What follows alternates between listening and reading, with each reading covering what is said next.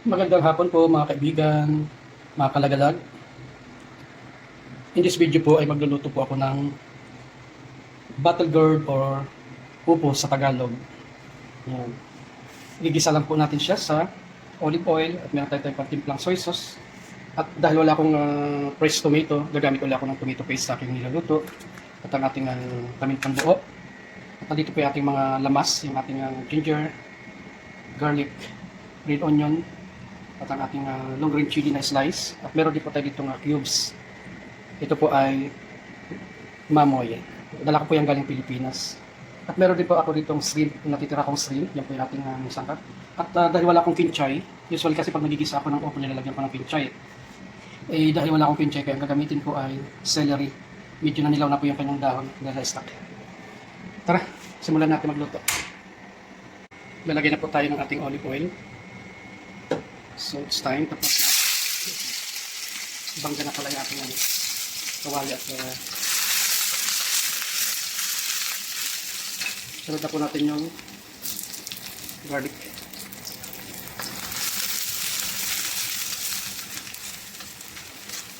Bango.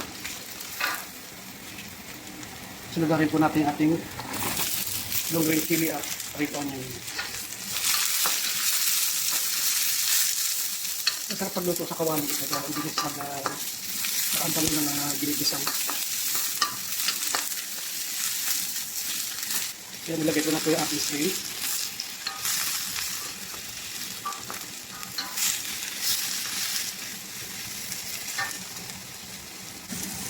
At this point maglalagay na po tayo ng toyo. Kunti lang po.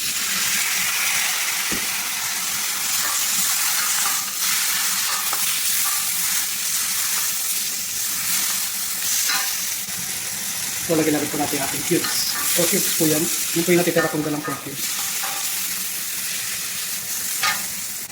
Maglalagay na rin po tayo ng kaunting tomato paste. Wala po kasi akong fresh tomato, kaya ang ano po ay tomato paste.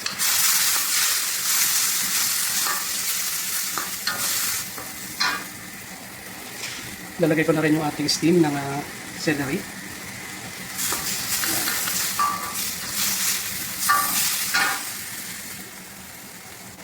Siyempre, ilalagay na rin po natin yung ating upo or battle gourd. Tawag nila dyan battle gourd. Yung mga tingin kasi para siyang botelya na tawag nila battle gourd.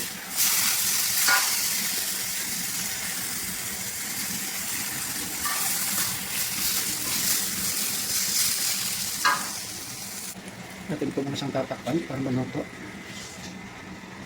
Hintayin po natin another 2-3 minutes. So this is it. Luto na po siya. Lalagyan na po natin siya ng celery. Para mabango yung ating gisang upo.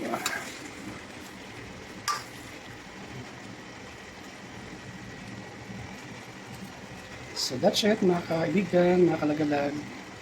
Ito na po yung ating gisang upo with shrimp.